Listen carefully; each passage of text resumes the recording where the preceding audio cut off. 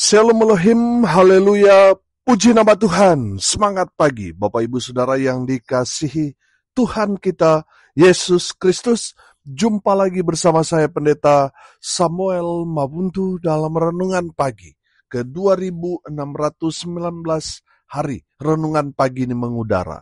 Puji Tuhan. Bapak Ibu Saudara yang dikasihi Tuhan, sebelum kita membaca, mendengarkan, dan merenungkan firman Tuhan hari ini, mari kita berdoa, minta pimpinan Roh Kudus. Kita berdoa. Bapa di surga, berbicaralah kepada kami semua. Pakai firman Tuhan ini untuk menegur kami, menasehati kami, meneguhkan iman percaya kami, dan memberkati kami semua di dalam nama Tuhan Yesus yang adalah firman Allah yang hidup. Kami berdoa. Amin. Haleluya. Bapak Ibu Saudara yang dikasihi Tuhan, bersama dengan saya kita akan belajar Alkitab dari kitab Kejadian sampai kitab Wahyu. Mari buka Alkitab kita. 1 Korintus pasal 3 ayat 1 sampai ayat 9. Di bawah perikop perselisihan. Demikian firman Tuhan. Dan aku, saudara-saudara, pada waktu itu tidak dapat berbicara dengan kamu seperti dengan manusia rohani, tetapi hanya dengan manusia duniawi yang belum dewasa dalam Kristus. Susulah yang kuberikan kepadamu, bukanlah makanan keras, sebab kamu belum dapat menerimanya, dan sekarang pun kamu belum dapat menerimanya, karena kamu masih manusia duniawi.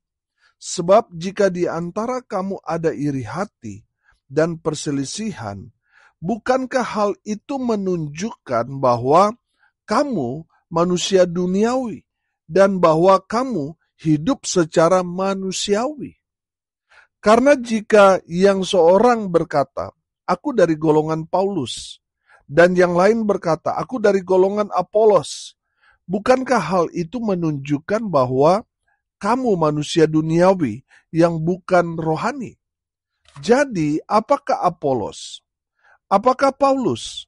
Pelayan-pelayan Tuhan yang olehnya kamu menjadi percaya. Masing-masing menurut jalan yang diberikan Tuhan kepadanya. Aku menanam, Apolos menyiram, tetapi Allah yang memberi pertumbuhan.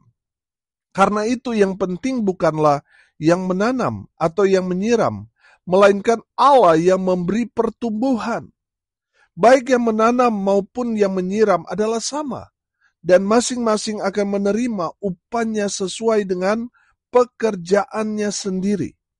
Karena kami adalah kawan sekerja Allah, kamu adalah ladang Allah, bangunan Allah.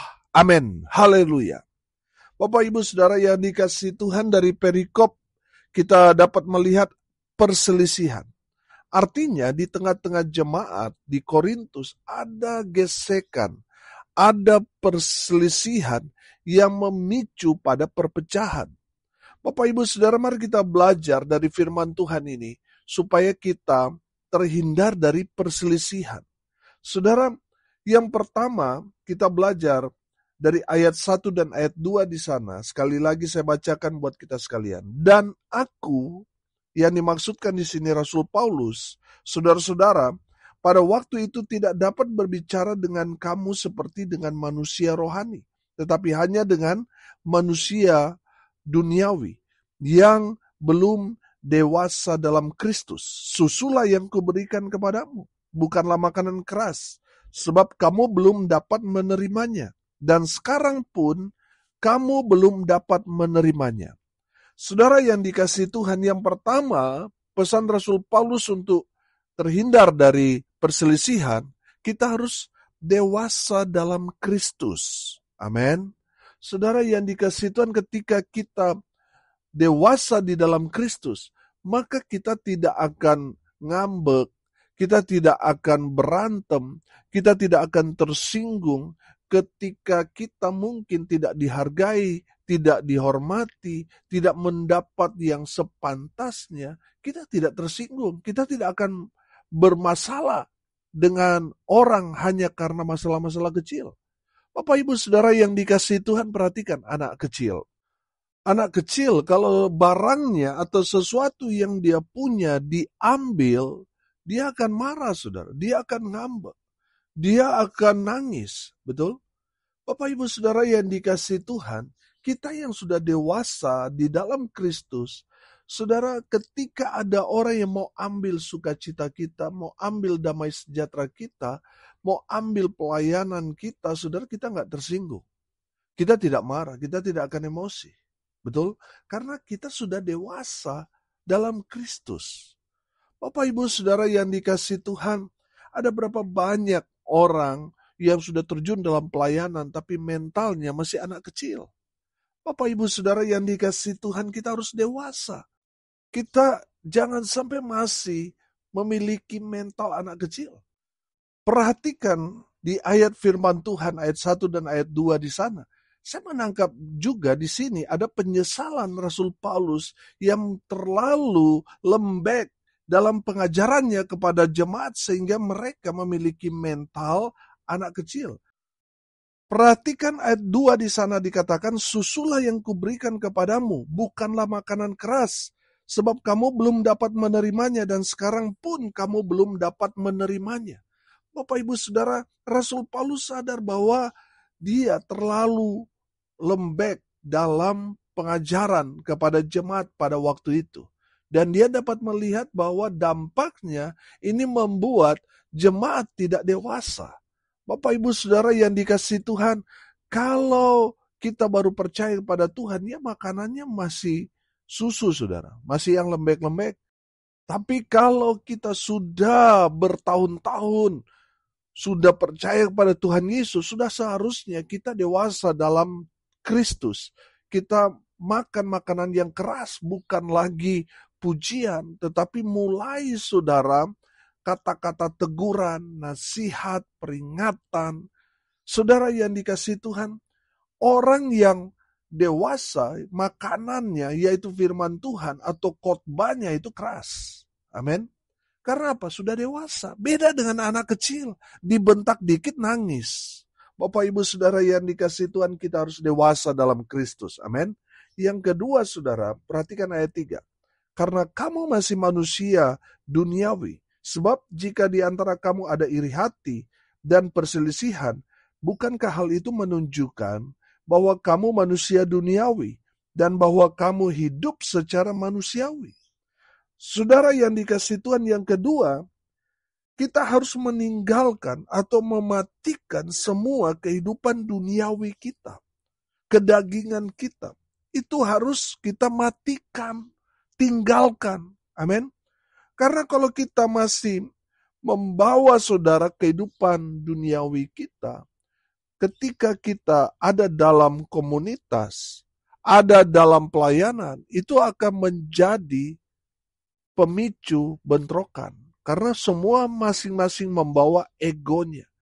Itulah pemicu bentrokan, pemicu perselisihan, perkelahian di antara anak-anak Tuhan. Karena apa? Masing-masing masih bawa ego. Firman Tuhan mengajarkan kepada kita, kita harus meninggalkan, matikan ego kita. Saudara, tanda orang masih hidup dalam duniawi, suka berselisih, suka sekali cari-cari masalah. Sudah aman, damai, datang dia, saudara, ribut. Datang dia pasti bermasalah. Saudara yang dikasihi Tuhan, tanda orang yang masih hidup dalam duniawi suka berselisih, suka cari masalah. Yang kedua, saudara, iri hati. Saudara yang dikasihi Tuhan, orang yang iri hati itu susah melihat orang senang, senang melihat orang susah. Itu orang yang iri hati. Bapak Ibu Saudara, firman Tuhan ini mengajarkan kalau kita masih ada iri hati dalam hati kita, itu berarti kita masih hidup dalam keduniawian. Bertobat saudara, karena kalau kita masih hidup secara dunia, maka kita tidak akan paham maksud Tuhan, bahkan kita tidak akan mendapatkan kehidupan kekal. Kenapa? Karena kita masih hidup secara duniawi. Seharusnya kita hidup secara roh, amin, rohani, bukan duniawi. Bapak Ibu Saudara yang dikasihi Tuhan, tanda-tanda orang masih hidup duniawi. Yang ketiga, suka membeda-bedakan pemimpin satu dengan yang lain, gereja satu dengan yang lain. Suka sekali membeda-bedakan. Saudara yang dikasihi Tuhan, kalau kita suka membeda-bedakan, itu menandakan kita masih hidup secara duniawi. Karena apa, saudara? Karena yang ada pada kita, semua hal yang menyenangkan dari orang itu, lalu kita bandingkan, oh waktu dulu kami dapat ini, dapat itu, kok sekarang enggak. Kita membeda-bedakan, saudara. Pemimpin satu dengan pemimpin yang lain. Saudara, kita membedakan gereja satu dengan gereja lain. Gembala atau pendeta satu dengan pendeta yang lain. Itu menandakan saudara masih hidup secara duniawi. Kalau kita secara roh, kita yakin dan percaya semua itu berproses. Semua Tuhan pakai untuk mendatangkan kebaikan buat kita. Amin. Haleluya. Bapak Ibu Saudara yang dikasihi Tuhan, yang kedua, untuk menghindari perselisihan, kita harus mematikan ego kita, kehidupan duniawi kita. Yang ketiga, saudara yang dikasihi Tuhan, perhatikan ayat 4 sampai ayat 7 di sana. Firman Tuhan berkata, karena jika seorang berkata, aku dari golongan Paulus, dan yang lain berkata, aku dari golongan Apolos, bukankah hal itu menunjukkan bahwa kamu manusia duniawi yang bukan rohani? Jadi apakah Apolos, apakah Paulus, pelayan-pelayan Tuhan yang olehnya kamu menjadi percaya? Masing-masing menurut jalan yang diberikan Tuhan kepadanya.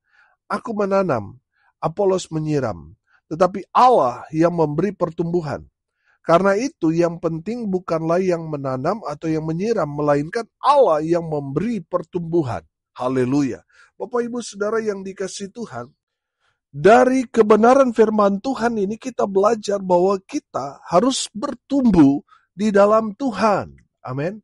Jangan sampai saudara yang dikasihi Tuhan dari dulu sampai sekarang, ya saudara, tidak ada pertumbuhan. Dari dulu sampai sekarang gak bisa berdoa, saudara dari dulu sampai sekarang gak mau melayani, itu menandakan saudara tidak bertumbuh dalam Kristus.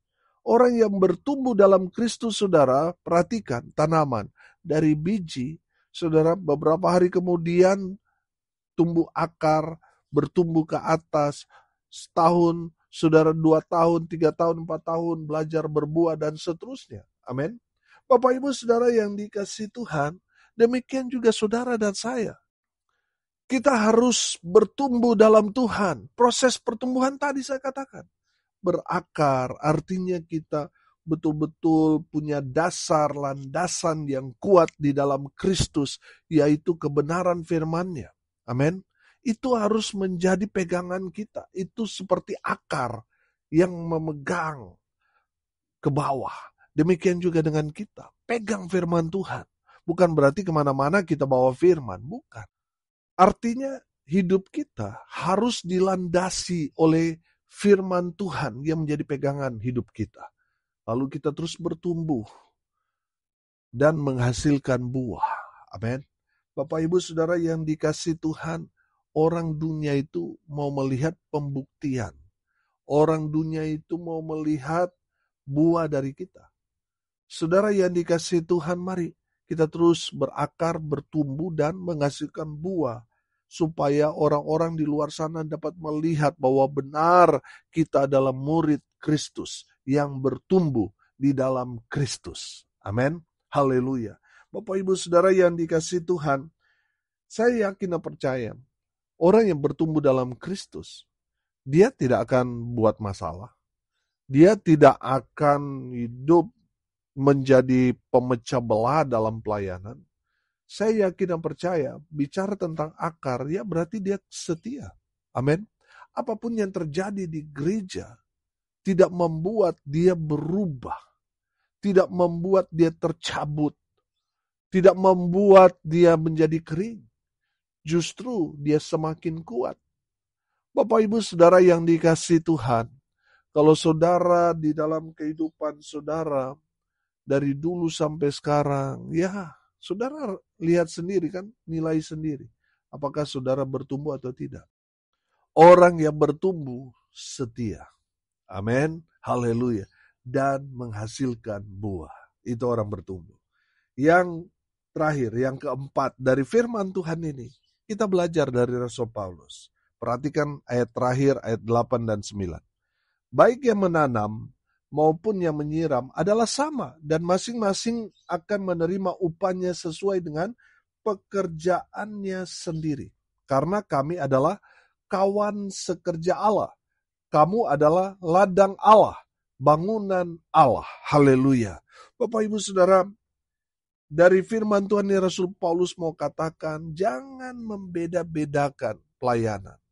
Jangan ada yang mengatasnamakan, oh ini aliran Paulus, ini aliran Apolos, oh ini aliran gereja ini, gereja itu. Saudara yang dikasihi Tuhan, dari firman Tuhan ini, kita belajar bahwa kita semua rekan sekerja Allah.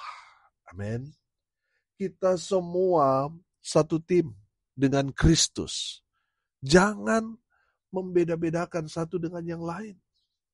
Jangan saudara sampai mengeksklusifkan diri saudara. Saudara, kita rekan pelayanan. Saudara dan saya adalah tubuh Kristus, di mana kita harus bersatu, mengerjakan apa yang Tuhan sudah perintahkan kepada kita. Saudara yang dikasihi Tuhan, dalam kehidupan nyata, banyak orang, saudara yang dikasihi Tuhan, terlalu bangga dengan gerejanya. Jadi banyak di lapangan kita jumpai, saudara, orang dari gereja besar begitu fanatik, begitu bangganya dengan gerejanya, sampai apa saudara? Tidak mau bekerja sama dengan gereja lain. Tidak mau bersatu dengan gereja lain. Karena apa? Terlalu eksklusif. Saudara, kita harusnya inklusif. Kita harusnya bergandengan tangan. Dapat bekerja sama dengan siapa saja. Sesama tubuh Kristus dari aliran gereja manapun. Kecuali aliran sesat. Kita tidak boleh kompromi dengan penyesat-penyesat. Tapi sesama kita sepaham. Yang kita kerjakan di dalam kehidupan kita sebagai orang percaya adalah perintah Tuhan. Dasarnya Alkitab. Tuhannya Yesus Kristus. Saudara yang dikasihi Tuhan, kita rekan sekerja Allah. Amin. Bapak Ibu Saudara, jangan sampai saudara terlalu bangga dengan gereja saudara sampai saudara sulit untuk bekerja sama dengan gereja lain. Saudara, di lapangan memang terjadi seperti itu. Itulah pemicu perselisihan. Satu dengan yang lain, saudara, padahal kita seiman. Tapi kita saling apa, saudara? Saling seliding. Oh, saya alami dalam pelayanan, saudara. Di daerah-daerah, di perintisan-perintisan, saya rintis, saudara, seperti itu terjadi. Bapak Ibu Saudara, kita harus sadar. Mau gereja besar, gereja kecil, kita tubuh Kristus. Jangan saling jegal satu dengan yang lain. Sesama orang percaya kita harus saling dukung. Kenapa ada gereja kecil, ada gereja besar? Karena gereja besar tidak bisa menangani yang kecil, makanya saudara ada pelayanan kepada orang-orang kecil itu yang dijangkau oleh mungkin bagi pandangan orang, itu gereja kecil. Saudara, tujuannya apa? Saling melengkapi. Mungkin saudara di gereja besar yang saudara layani orang-orang besar, sampai orang kecil tidak mau saudara masuk ke situ karena minder. Atau sebaliknya, saudara nggak usah mencari keributan. Oh, saya aliran gereja besar. Oh, saya dari Apolos. Saya aliran Paulus. Tidak. Rasul Paulus membantah itu. Tidak boleh kita mengatasnamakan itu.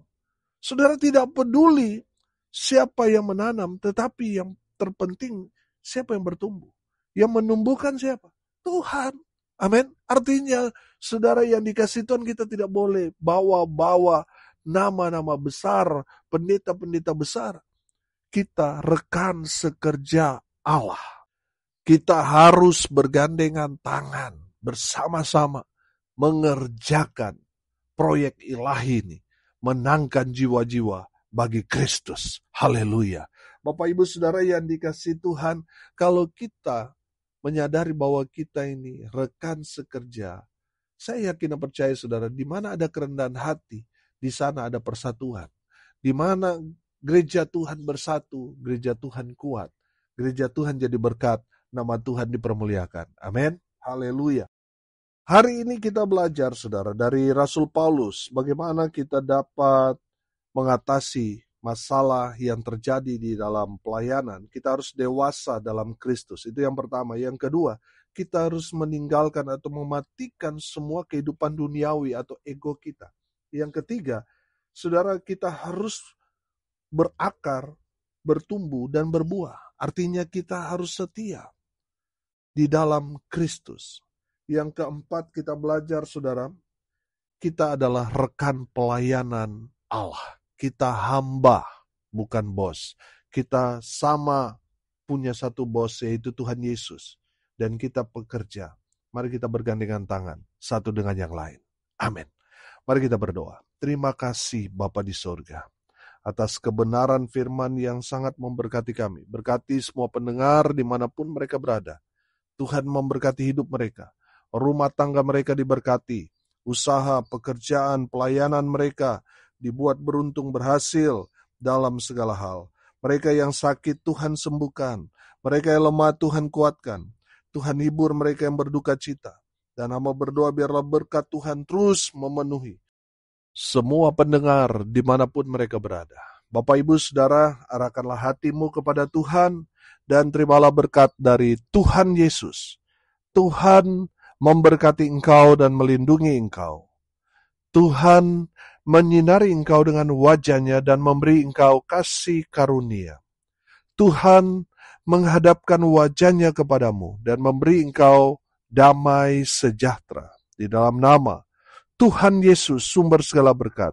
Bapak Ibu Saudara yang percaya, diberkati Tuhan, katakan amin. Puji Tuhan. Bapak Ibu Saudara yang dikasihi Tuhan, kalau saudara merasa diberkati melalui renungan pagi ini, bagikan juga kepada saudara-saudara yang lain, supaya mereka juga diberkati. Karena untuk itulah kita dipanggil, untuk jadi berkat. Salam kasih dari Bali. Saya Pendeta Samuel Mabuntu. Sampai jumpa besok pagi. Tuhan Yesus memberkati kita semua. Haleluya.